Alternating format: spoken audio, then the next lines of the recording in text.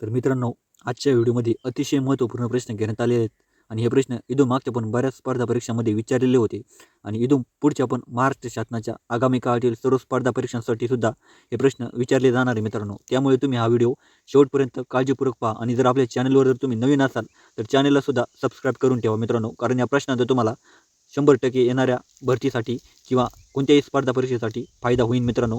त्यामुळे कोणत्याही प्रकारचा वेळ वाया न घालवता सुरू करूयात आजच्या व्हिडिओचा पहिला प्रश्न.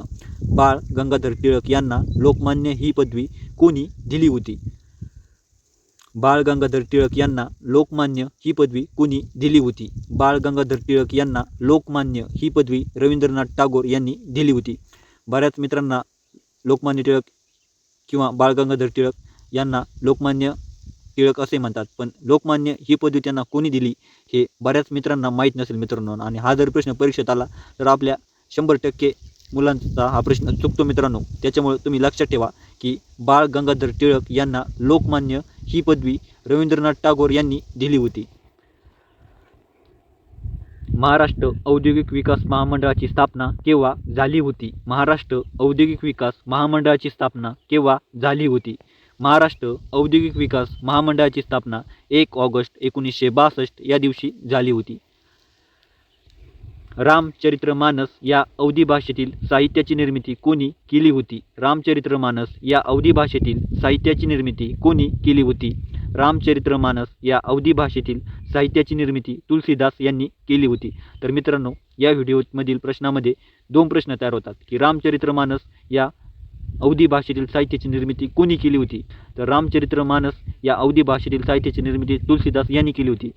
आणि दुसरा प्रश्न असा तयार होतो की रामचरितमानस या साहित्याची निर्मिती तुलसीदास यांनी कोणत्या भाषेत केली होती? तर रामचरितमानस या साहित्याची निर्मिती तुलसीदास यांनी अवधी भाषेत केली होती. तर मित्रांनो, प्राचीन ग्रंथाविषयी, प्राचीन लेखकांविषयी आणि प्राचीन इतिहासाविषयी परीक्षेत प्रश्न विचारले जातात, त्याच्यामुळे हा सुद्धा मुद्दा अतिशय महत्त्वाचा आहे. 1802 मध्ये कोणत्या पेशव्याने इंग्रजांशी तैनाती फौजेचा करार केला होता? 1802 मध्ये कोणत्या पेशव्याने इंग्रजांशी तैनाती फौजेचा करार केला होता? 1802 मध्ये दुसरा बाजीराव या पेशव्याने इंग्रजांशी तैनाती फौजेचा करार केला होता.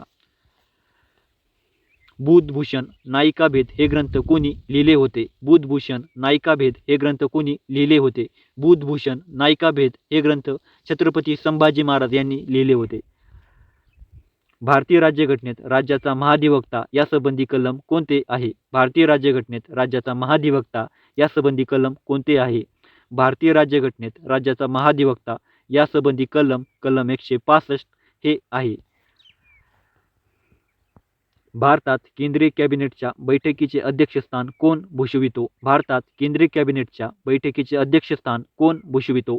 भारतात केंद्रीय कॅबिनेटच्या बैठकीचे अध्यक्षस्थान पंतप्रधान हा भूषवितो.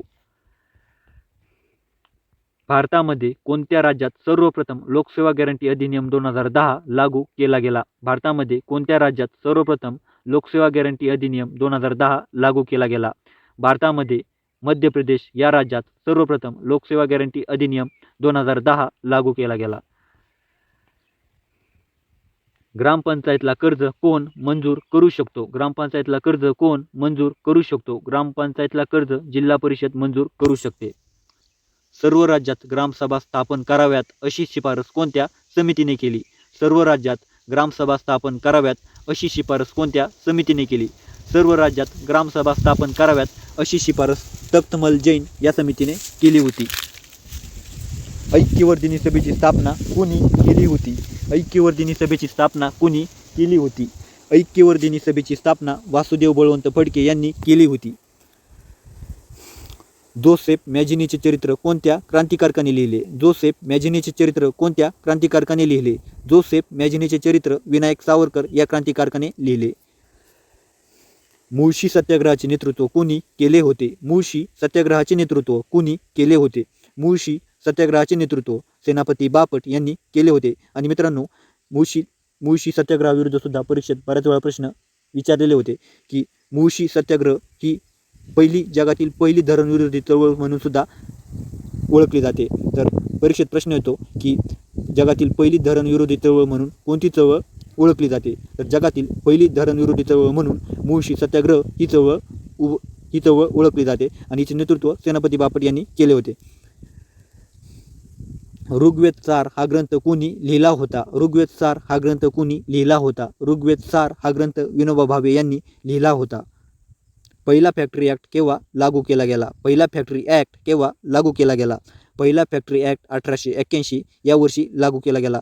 आणि मित्रांनो, माग परीक्षेत प्रश्न आला होता की पहिला फॅक्टरी ॲक्ट कोणी लागू केला होता? तर पहिला फॅक्टरी ॲक्ट 1881 या वर्षी लॉर्ड रिपन यांनी लागू केला गेला होता. तर मित्रांनो, तुम्ही तारीख आणि लागू करणारा कोणता जो अधिकारी या दोघांचं पण नाव लक्षात ठेवा. पहिला फॅक्टरी ॲक्ट 1881 साली लॉर्ड रिपन यांनी लागू केला होता. अन्नारे दोष परिहार समाज या संस्थेची स्थापना कोणी केली होती? अन्नारे दोष परिहार समाज या संस्थेची स्थापना कोणी केली होती? अन्नारे दोष परिहार समाज या संस्थेची स्थापना गोपाळबाबा वलंगकर यांनी केली होती. मजूर पत्रिका हे वृत्तपत्र कोणी सुरू केले होते? मजूर पत्रिका हे वृत्तपत्र कोणी सुरू केले होते? मजूर पत्रिका हे वृत्तपत्र किसन फागुजी बंदसोडे यांनी सुरू केले होते.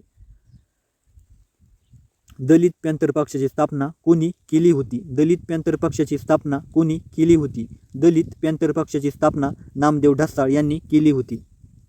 जेव्हा मी जात चोरली होती हा कथासंग्रह कोणी लिहिला आहे? जेव्हा मी जात चोरली होती हा कथासंग्रह कोणी लिहिला आहे? जेव्हा मी जात चोरली होती हा कथासंग्रह बाबूराव बागुल यांनी लिहिला आहे. भारताच्या दक्षिणेस कोणता महासागर आहे? भारताच्या दक्षिणेस कोणता महासागर आहे? भारताच्या दक्षिणेस हिंदी महासागर आहे.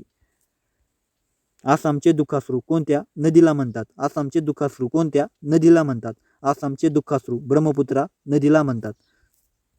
पूर्णा, गिरणा, पांझरा या कोणत्या नदीच्या उपनद्या आहेत? पूर्णा, गिरणा, पांझरा या कोणत्या नदीच्या उपनद्या आहेत? पूर्णा, गिरणा, पांझरा या तापी नदीच्या उपनद्या आहेत. ब्रह्मपुत्रा नदीचा उगम कोठे होतो? ब्रह्मपुत्रा नदीचा उगम कोठे होतो? ब्रह्मपुत्रा नदीचा उगम मानस सरोवर तिबेट या ठिकाणी होतो. भारतातील त्रिवेणी संगम असे कोणत्या नद्यांना म्हटले जाते? भारतातील त्रिवेणी संगम असे कोणत्या नद्यांना म्हटले जाते? भारतातील त्रिवेणी संगम असे गंगा, यमुना, सरस्वती या 3 नद्यांना म्हटले जाते. भारतातील सर्वाधिक शारता असलेले सांबर हे सरोवर कोणत्या राज्यात आहे? भारतातील सर्वाधिक शारता असलेले सांबर हे सरोवर कोणत्या राज्यात आहे? भारतातील सर्वाधिक शारता असलेले सांबर हे सरोवर राजस्थान या राज्यात आहे.